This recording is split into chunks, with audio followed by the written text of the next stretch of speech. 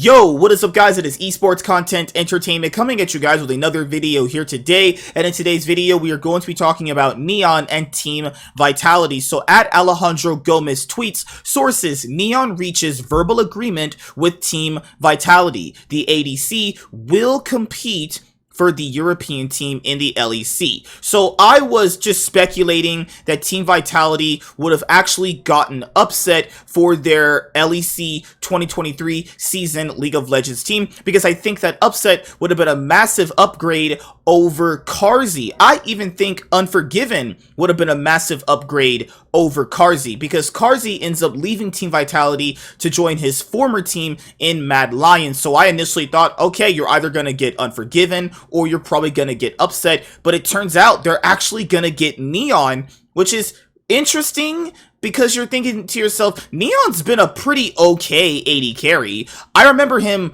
initially joining, the EULCS at the time on Unicorns of Love when he was subbing in for Samix, actually, as a throwback right there. And we've seen this guy, compete on other different rosters in the past. I think the rosters that he always ends up competing on, the orgs always just randomly end up leaving, the LEC, which is really crazy. This year on Misfits Gaming, he actually looked pretty okay. I think he was an above average LEC AD carry. It was definitely better than Carzzy, so you're still getting an upgrade, so that's still a good thing, right? Because if they need an AD carry to play weak side, then he is probably your best weak side AD carry option. It also just depends on the support you pair him with. He's going to be paired with Kaiser, and I think that's going to be a pretty interesting bot lane. So it looks like Team Vitality's roster is Photon, Bo, Perks, Neon, and Kaiser. That's an interesting roster right there. I think Perks had a great year in 2022 for the LEC. I think he was one of the top 4 LEC mids. I've never seen Photon play. Can't really talk about him. If Bo can actually perform the way Bo did during that LPL split when he was playing on FPX, we're talking like probably one of the best junglers in the league. That's if he plays that peak again. It's very possible that he just crashes and burns.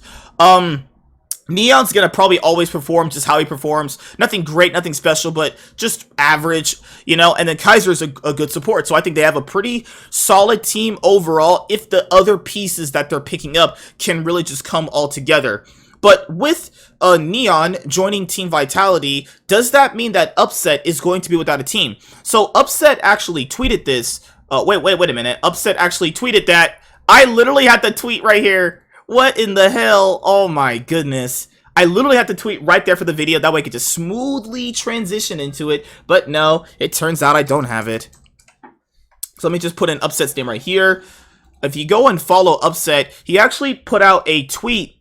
Oh, Upset's wife is actually pretty hot. I'm not gonna lie. That Upset, your wife is attractive. So, Upset put out this tweet. He says, sadly, the circumstances around this offseason did not allow me to go to one of my desired places to compete. I will be grinding a lot of solo queue here and in Korea in the new season, and probably gonna stream quite a bit of it. I am confident in my return in great form. So yeah, Upset wanted to go to a certain place or one of his desired places, and it didn't allow it. Now, it might be Fnatic might be asking for too much of a buyout situation. They might be asking for too much money.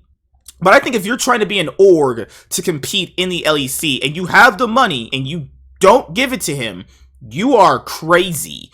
He literally was one of the best AD carries in Europe beside Comp. It was very clear he was definitely one of the best ADCs. How in the world would you not just give this guy the bag, actually? Come on. Like, that's crazy to think about. Like, Carzzy is gonna have a team over Upset, and Carzzy played like straight shit, and Upset was literally at Worlds playing very good, In his first World Championship, he played much better than Carzzy at Carzzy's World Championships that he went to. Like, I don't know what's the parity in some of these teams right now. You're gonna grab Carzzy over Upset. You're gonna bench Unforgiven or get rid of Unforgiven for Carzzy. They're gonna take Neon over Upset. Now, maybe Perks heard that Upset might not be all that well to play with in terms of a personality team cohesion standpoint. Maybe, because like a lot of these guys, these players always talk to each other, so maybe other teams maybe other players and other teams were talking and they were like, I don't really want to play with this guy. His personality is really just not for me. Maybe. I'm not saying that is, I'm just saying that might be a possibility. Because what would be the other reason I'm not picking this guy up? You'd objectively be getting a better AD carry on paper than most AD carries in the league. And Fnatic were like, we'll just take back Reckless, who was playing on Carmine Corp and didn't look that good from the games that I saw, overtaking Upset. Now, I know a lot of people are going to see this and go, Upset is going to be teamless, Team McDonald's. Well, here's the thing. During a lot of spring splits between LPL, LCK, LEC, LCS, there's always going to be underperformances in some of the teams that you might think might do well. So in the LEC, there's going to be teams competing, and there's going to be a team that a lot of people think are going to do very, very well. Sometimes they don't, and then other rosters are going to end up, underperforming. So if there is going to be an org that's going to have a team and one of their AD carries ends up underperforming, there's a very good possibility when one of these AD carries are underperforming, they actually go and pick up Upset. That happened with Niski, remember? Mad Lions sold Humanoid to Fnatic. They got Reeker. Reeker was complete dog shit. And then they got Niski, and then they started performing very well at the beginning of the LEC 2022 summer split. So if a top org is having a underperformance in the AD carry position, there's a good chance that Upset comes back. He won't be going to Fnatic, obviously, because, well, he just played for that org. I mean, I'm pretty sure Comp is going to stay in form with Rogue, so that really pretty much just leaves, Mad Lions already has Karzi again. So the other org you could really theoretically play for is the one with, Team Heretics. But the thing here is, I don't know why he wouldn't want to play. I'm pretty sure he wants to play. It's just, how these contract negotiations work. So that's pretty much all I got to say. Yeah, Upset will not have a team as of right now.